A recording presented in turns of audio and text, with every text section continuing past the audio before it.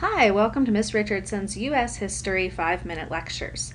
This information is U.S. Note 6.9, President George H.W. Bush. It includes information that aligns with the second section on your Unit 6 study guide. Now remember, you have control of this lecture, so when you're using your study guide to figure out what's important, pause when you need to, write down questions you have, and rewatch as often as you need. Let's go ahead and get started. So you've already learned about Reagan and his presidency, but one piece I didn't tell you was that his vice president was George Herbert Walker Bush, George H.W. Bush, or sometimes we call him George Bush Sr. So his son is probably the George Bush that you most likely remember as president, but remember his dad had that office first. In 1988, when Reagan had finished serving his 2 full terms as president, George Bush won the election using Reagan's popularity. His policies were essentially a continuation of Reagan's presidency. However, some world changes occurred that meant Bush had to find a new direction for the U.S. In 1989, the Berlin Wall was taken down. This is considered the end of the Cold War, so it's symbolic of the two sides reuniting and becoming friends once again.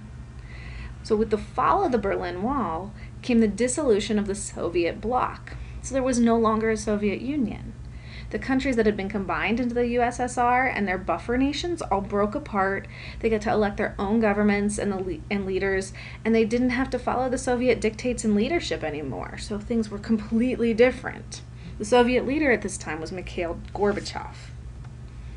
With these actions and the end of the Cold War, Bush had to develop a new foreign policy strategy. He called for a new world order, claiming that these massive changes would come a different new world and new ways of interacting. This new world order changed U.S. foreign policy to focus more on those human rights issues we started looking at the 70s and away from containment because we didn't need to contain communism anymore.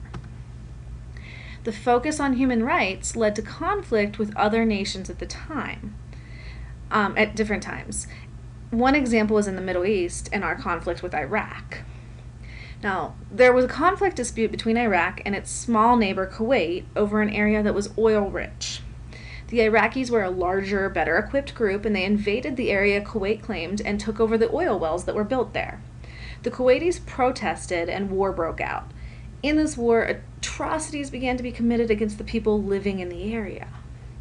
So the U.S. sympathized with the Kuwaitis and was horrified at the Iraqi actions.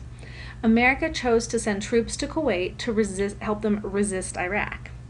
In this case, the support included not only supplies of money, but actual U.S. troops, planes, bombing, those sorts of things. This became known as the Persian Gulf War, or Operation Desert Storm. It started as Operation Desert Storm and changed into the Persian Gulf War over time. So it lasted from 1990 to 1991, and the U.S., who used aerial bombings and missiles, quickly pushed Iraq out of the disputed area. This helped the U.S. relationship with Kuwait, but it hurt the relationship with Iraq, which would come back in later years to impact our foreign policies again. At home, George Bush faced less success. Reagan had helped business grow throughout the 80s, but many Americans had not seen gains. So after 8 years of this, they were frustrated and they wanted change. In his election campaign, Bush had promised no new taxes for the American people. However, with the rising deficit and the war in Iraq, continued tax cuts were impossible to keep. So Bush had to increase taxes. Ultimately, these new taxes were low and didn't really affect individuals as much as businesses, but many Americans saw this as another president lying to them. Though the action helped the U.S. economy overall, it's one reason President Bush struggled in the election of 1992, which is our next set of notes, and we'll talk more about that later. So this is the end of Note 6.9. Hopefully you learned something, and I will see you in class tomorrow.